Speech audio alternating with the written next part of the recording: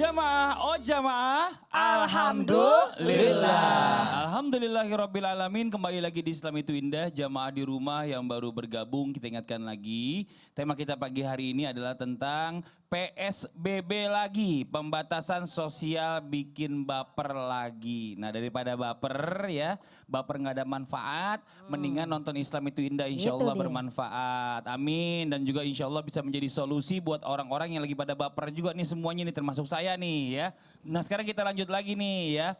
Sekarang kita masuk nih ada segmen Tanya Dong Ustadz. Nanti buat jamaah yang ada di rumah nih ya. Nanti akan ada segmen Tanya Dong Ustadz. Ini luar biasa nih. Nanti buat jamaah di rumah langsung aja kirimkan pertanyaan-pertanyaan ke media sosial Islam itu Indah. Insya Allah nanti di akhir akan dijawab oleh para guru-guru kita. Amin, Nanti di segmen 4 juga nanti akan ada segmen baru. Yaitu ada doa mustajab. Nah ini ditunggu-tunggu juga nih ya. Karena pada jamaah kan pada mencatat semua. Betul, ya jadi disiapin aja Al-Qurannya dan catatannya dan kita akan berdoa bersama. Nah insya Allah doanya hari ini kira-kira apa ya? Nah bikin penasaran aja deh buat jamaah yang ada di rumah deh ya. Mudah-mudahan doanya dikabulkan oleh Allah nih, amin. Nah sekarang saya mau bacakan dulu dari sebuah artikel. Ini ada sebuah artikel di balik viral nyala terang lampu Wisma Atlet Jakarta. Nah ini di belakang saya nih. Foto nyala terang lampu kamar di Wisma Atlet Jakarta ramai dibahas. Foto itu diiringi narasi bahwa Wisma Atlet sudah semakin penuh dengan pasien corona. Viralnya foto itu membuat pengelola angkat bicara. Rumah sakit darurat corona di Wisma Atlet Jakarta saat ini dikelola oleh Komando Gabungan Wilayah Pertahanan 1 atau Kogab Wilhan 1. Ya pengelola menepis anggapan bahwa seluruh lampu menyala karena Wisma Atlet sudah penuh. Ternyata seluruh lampu dinyalakan sebagai bentuk kesiapan dari Wisma Atlet. Jadi udahlah nggak usah ngirim-ngirimin hoax berita-berita yang nggak bener nih. Jadi orang bikin jadi panik, makin panik orang ini ya. Jadi apa ya, keadaan lagi begini tuh harusnya ditenangkan, bukan dibikin makin panik. Nah ini sekarang kita coba lanjut lagi ke Ustadz Syam nih. Berkaitan dengan yang kita bahas tadi nih ya. Sebelum iklan nih Ustadz Syam nih, apakah dalam sejarah Islam sebenarnya ada beberapa sosok yang pernah mengalami karantina, bahkan hingga pembatasan sosial, bahkan Allah langsung yang mengkarantina. Nih mohon izin penjelasannya nih. Siapa sih sosok tersebut nih, penasaran kita jadinya. Dilanjutkan silakan Ustadz Syam. Masya Allah, tersebutlah kampung atau daerah Nainawa. Daerah Nainawa diutuslah seorang nabi bernama Yunus bin Matta alaihi salam. Yunus bin Matta diberikan tugas untuk mendakwahi kaum yang ada di sana, kaum Nainawa. Pada saat itu ketika diberikan dakwah oleh mereka, mereka mengenal Nabi Yunus alaihissalam. Nabi Yunus lahir di sana, lahir dari orang tua bernama Matta yang memang orang Nainawa sendiri. Maka dari itu Nabi Yunus setiap hari tertolak dakwahnya. Hari berikutnya berdakwah tertolak lagi. Hari ketiga berdakwah tertolak lagi. Tahun pertama, tahun kedua, bahkan puluhan tahun berdakwah. Nabi Yunus bin Matta alaihissalam ditolak dakwahnya oleh mereka. Maka akhirnya Nabi Yunus alaihissalam berangkat tanpa perintah Allah subhanahu wa ta'ala. Guna mencari apa? Guna mencari kaum yang lain yang mungkin akan mendengarkan dakwah dari beliau. Ketika beliau berangkat berada di atas kapal dengan daripada perintah Allah subhanahu wa ta'ala terguncang. Dan harus mengeluarkan seluruh barang yang ada di atas kapal tersebut. Dikeluarkan seluruh barang ternyata masih terguncang kapalnya, terombang ambing di atas lautan. Maka mereka memutuskan harus ada satu orang yang melompat keluar dari kapal tersebut. Diundi nama Nabi Yunus alaihissalam, namanya keluar. Diundi lagi Nabi Yunus, ketiga kalinya Nabi Yunus alaihissalam. Maka mereka mengatakan jangan sampai Yunus ini keluar dari kapal kita. Dia ini barokah, dia ini berkah. Dia bisa membuat kapal kita ini aman dan tidak akan terancam. Tapi apa yang terjadi? Nabi Yunus alaihissalam merasa dirinya, ini saya yang salah, saya yang lari dari tugas, saya lompat dari laut. Sehingga Nabi Yunus alaihissalam ditangkap oleh ikan yang sangat besar. Maka disebut namanya Dhunnun atau Dhannun. Kenapa Dhannun? Karena dia adalah penghuni ikan yang besar. Disebutkan di dalam Al-Quran. Ketika berada dalam ikan yang besar, Nabi Yunus alaihissalam mendengarkan suara dari dalam lautan. Mendengarkan suara dari dalam lautan, lalu dia berkata, suara apa ini ya Allah? Ini adalah tasbihnya para ikan-ikan yang ada di dalam lautan. Tasbihnya para makhluk Allah di dalam lautan. Maka Nabi Yunus alaihissalam mengatakan, saya terlockdown di dalam ikan ini dan saya mengatakan saya akan berzikir di tempat di mana tidak ada satu orang pun yang pernah berzikir kepada Allah subhanahu wa ta'ala. Jadi kalau kita di lockdown di dalam rumah, di karantina di dalam rumah, di karantina di dalam Wisma Atlet, ada seseorang dalam Al-Quran diceritakan di lockdown, di karantina, bukan di dalam rumahnya, tapi di dalam perut ikan. Kalau difikirkan, berapa persen kemungkinan Nabi Yunus alaihissalam bisa selamat? Berapa persen kemungkinan Nabi Yunus alaihissalam bisa makan? Tidak ada kemungkinan tersebut. Tapi para ulama mengatakan Nabi Yunus alaihissalam sampai 40 hari 40 malam di dalam perut ikan, terlockdown di dalam perut ikan. Tapi apa yang terjadi? Nabi Yunus alaihissalam apakah menyalahkan Allah? Ya Allah, kenapa kau turunkan virus corona misalnya? Kenapa engkau memberikan virus ini sehingga saya tidak bisa bekerja? Sehingga saya tidak bisa mencari nafkah untuk anak saya? Kenapa engkau turunkan ini? No, Nabi Yunus alaihissalam tidak menyalahkan Allah atas keadaan yang terjadi. Nabi Yunus alaihissalam bisa saja berkata, ya Allah, kau sendiri yang tidak memberikan hidayah kepada Nainawa. Kau sendiri yang membuat mereka tidak mau mendengarkan dakwahku. Bukankah mereka dalam kuasamu? Tapi kenapa harus aku yang terkena dampaknya? Mungkin Nabi Yunus alaihissalam bisa berkata demikian. Tapi Nabi Yunus alaihissalam tidak mengatakan demikian. Wa dhannun wa nada fil dhulumat alla ilaha illa anta subhanaka inni kuntu minal zalimin. Dan dia Yunus alaihissalam berdoa di dalam perut ikan dan mengatakan, tidak ada Tuhan selain engkau, sungguh aku ini ya Allah sedang yang namanya menzalimi diriku sendiri. Jadi dia introspeksi diri. Kita mestinya introspeksi diri dalam keadaan karantina ini. Itu yang harus dilakukan yang terbaik. Iya, tapi ini udah serba salah. Segala macam cara ini sudah dilakukan oleh pemerintah. Bahkan ada yang agak sedikit unik nih, atau Apa itu? unik ya. Apa itu, Sosialisasi COVID-19 dengan membawa keranda jenazah. Ini ada Wah, tayangannya nih, Masya langsung aja Allah. kita saksikan sama-sama. Bawa keranda jenazah untuk sosialisasi. Polsek Muara Gembong, Kabupaten Bekasi melakukan sosialisasi bahaya COVID-19. Selain itu, petugas juga bagikan masker kepada warga pesisir dan nelayan pada Kamis 10 September. Para petugas gabungan itu melakukan kegiatan pembagian masker di Jalan Raya Muara Gembong. Bahkan para petugas membawa keranda mayat dan bendera kuning keliling kampung.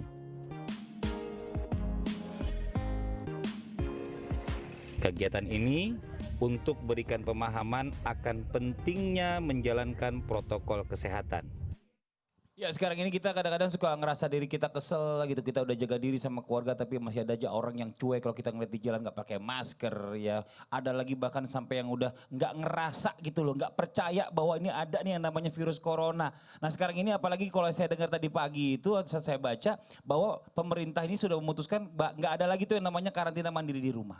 Tapi semua dibawa ke tempat-tempat memang yang harus sudah ditetapkan oleh pemerintah untuk masuk ke sana. Nah sekarang udah kayak gini kan repot nih. Sekarang kita coba mau lanjut lagi nih. Apakah dalam pandangan Islam bahwa ada keluhan atau bahkan rasa tidak peduli satu sama lain ini menjadi sebab sebuah masalah bahkan wabah penyakit tidak bisa hilang. Nah karena kita bicara masalah sehingga Allah ini kadang-kadang juga apa ya. Ayo udah deh kalau gitu sekalian aja kita batasin rezekinya. Baru mungkin mereka bisa sadar atau bagaimana nih coba kita minta penjelasannya dari guru kita Ustazah Lulung. Silakan Bunda. Insya Allah.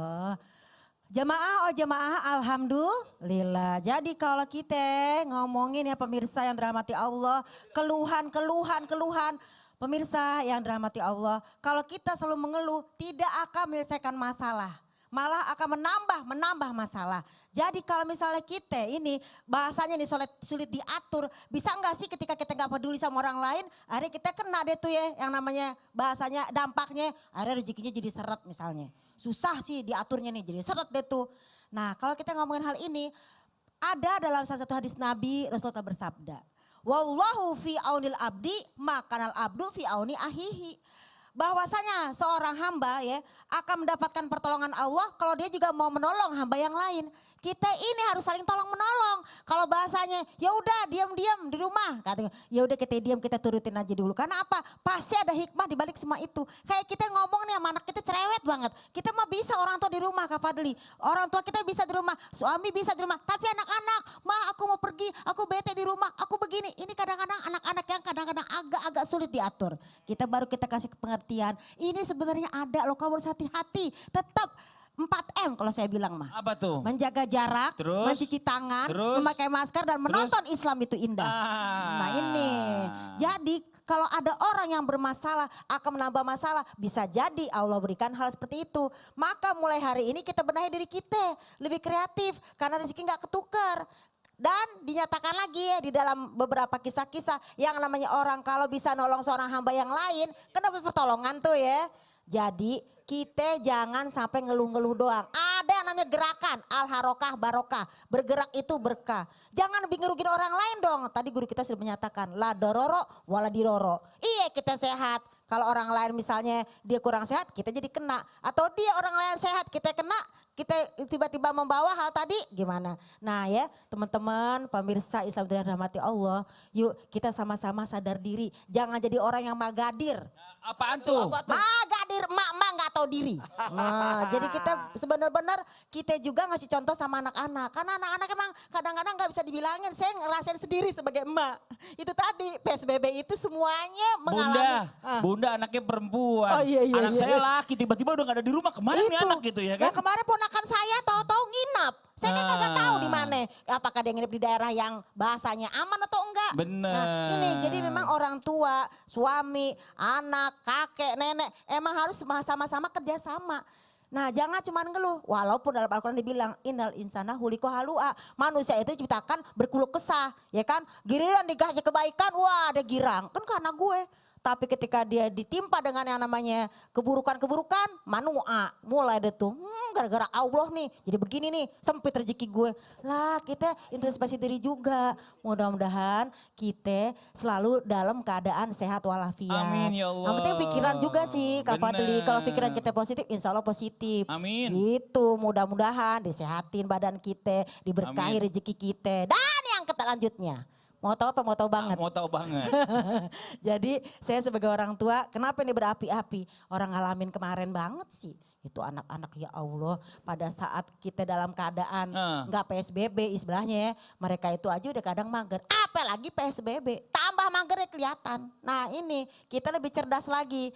Kita bagaimana ngisi keadaan di rumah, bagaimana kreatif di rumah, bisa menghasilkan. Jadi kita kerja nggak cuma sendirian lagi, nggak cuma suami doang kerja sendirian, kita bareng-bareng kerja sama. Amal jama'i, insya Allah pahalanya bareng-bareng. Udah isi aja dengan kebaikan-kebaikan, kalau ngeluh capek. Enggak, emang sebenarnya PSBB juga nggak pernah berakhir. Cuma Iya. kemarin itu masalah transisi. Bener Cuma nggak sih? transisi doang. Transisi doang. Iya. Akhirnya karena transisi nggak berhasil jadi PSBB Diulang lagi. lagi, Nah, karena ini kagak dia. lulus yang kemarin. Ya gitu. Allah ya Robby. Nah ini buat jamaah yang ada di rumah yang udah kangen banget nih ya.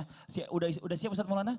Udah siap ya? Kalau gitu langsung aja kita masuk ke segmen Tanya Dong Ustadz. Kami semua Tanya dong Ustadz. Ya. Kami semua tanya dong Ustaz. Kalau gitu langsung aja kita minta waktunya guru kita Ustadz Syam. Silakan Ustadz Syam. Baik, terima kasih banyak Mas Fadli, guru-guru kami yang dimuliakan Allah Subhanahu wa taala, Ustadz Maulana, Ustazah Lulung dan seluruh guru kami yang sedang menyaksikan Islam itu Indah. Terima kasih untuk jamaah Islam itu Indah yang telah mengirimkan pertanyaannya di sosial media Islam itu Indah, baik itu melalui Twitter, Facebook ataupun Instagram Islam itu Indah. Nah, alhamdulillah menyangkut tema hari ini PSBB lagi, Masya Allah sudah masuk beberapa pertanyaan dan insya Allah kami telah memilih 2 pertanyaan yang insya Allah akan mewakili pertanyaan-pertanyaan yang lainnya. Yang pertama dari hamba Allah. Assalamualaikum waalaikumsalam warahmatullahi wabarakatuh. Mohon solusinya. Ayah saya ini orangnya panikan atau memiliki kecemasan yang tinggi. Apalagi mendengar bahwa akan PSBB lagi dan sekarang dia ngerasa ketakutan dan stres luar biasa. Tiap hari jadi marah-marah, bilang mau makan apa nanti kalau kerjaan dibatasi. Nanti gimana bayar sekolah, gimana bayar hari-hari. Kami udah bilangin, ayah tenang nanti ada rezekinya. Tapi ayah malah bilang ke saya, kamu enak yang ngomong tapi saya kan yang nyari uang. Saya takut kenapa-kenapa sama ayah saya. Tiba-tiba ayah saya pun berubah, langsung ninggalin semua ibadah. Apa yang harus saya lakukan? Sedih banget lihat ayah saya uring-uringan kayak gini. Masya Allah, subhanallah, untuk yang bertanya hamba Allah subhanahu wa ta'ala. Memang tidak mudah bagi kita sebagai seorang anak untuk berdakwah atau mengingatkan orang tua kita.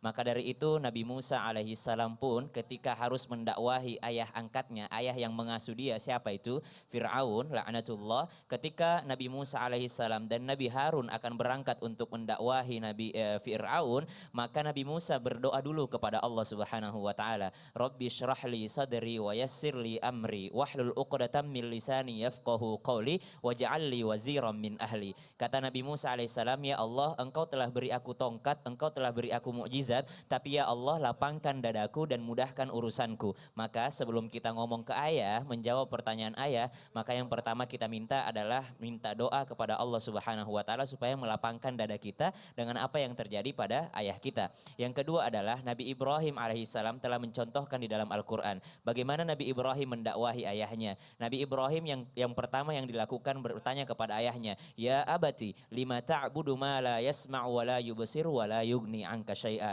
Wahai ayahku, dia jawab dengan cara yang logis. Jadi ngomong aja kayak gini, ayah, sebelum ada PSBB pun Allah yang menentukan rezeki kita. Kita kerja pun Allah yang mencukupkan. Ada PSBB Allah yang mencukupkan. Maka jangan tinggalkan ibadah karena Allah nggak butuh ibadah kita, tapi kita yang membutuhkan ibadah tersebut.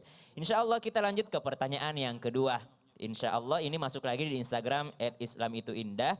Assalamualaikum. Waalaikumsalam. Saya seorang wanita berusia 33 tahun, tapi saya belum menikah. Sudah ada yang mengajak untuk menikah, tapi dari pihak saya, tepatnya ibu saya, selalu mengundur-undur dengan alasan ini itu. Bahkan virus corona pun dijadikan alasan, sampai sekarang PSBB lagi. Saya nggak ada kejelasan karena bilang mau makan dari mana, terus sekarang karena tahun kabisat jelek, kata dia. Untuk memulai apapun termasuk menikah katanya. Padahal pasangan saya juga keluarganya sudah dekat sekali dengan keluarga saya.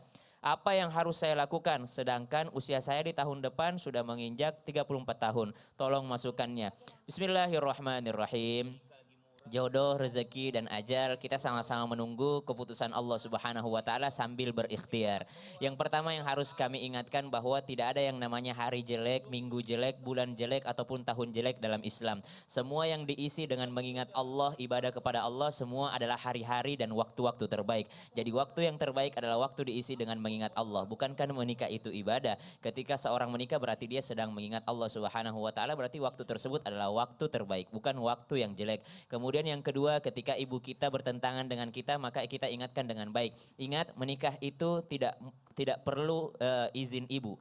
Menikah itu perlu restu ibu, tapi tidak butuh izin ibu. Maka jangan meminta izin, tapi mintalah restu. Kemudian yang kedua adalah, yang membutuhkan adalah kita butuh daripada kewalian ayah. Maka mintanya sama ayahnya, bukan sama ibunya. Kalau sama ibu kita minta restu dan ridhonya. Karena ridho Allah adalah ridhonya orang tua. Dan ridho orang tua adalah ridhonya Allah Subhanahu wa taala. Minta dengan baik, kemudian yang paling penting adalah istikharah. Minta petunjuk kepada Allah. Kalau sudah istikharah dan jawaban istikharahnya adalah dimudahkan oleh Allah Subhanahu wa taala. Perbanyak baca Rabbi yassir wa la tu'assir. Ya Allah, mudahkanlah, jangan kau persulit karena niatku adalah untuk beribadah kepadamu. Alhamdulillah, terima kasih banyak pertanyaan yang sudah masuk. Insya Allah di episode selanjutnya kita akan mencoba untuk menjawab pertanyaan dari jamaah yang di rumah kembali insya Allah. Nah, setelah ini masih banyak pembahasan tentang tema kita hari ini, PSBB lagi, pembatasan sosial bikin baper lagi. Dan jangan sampai lewatkan, ada segmen doa mustajab di akhir acara nanti, yaitu di segmen 4. Siapkan catatannya, kita catat doa mustajabnya. Insya Allah ketika diamalkan, Allah akan mengijabah. Nonton sampai habis pokoknya. Jangan kemana-mana, tetap di Islam itu Indah. Jamaah, oh jamaah, alhamdulillah.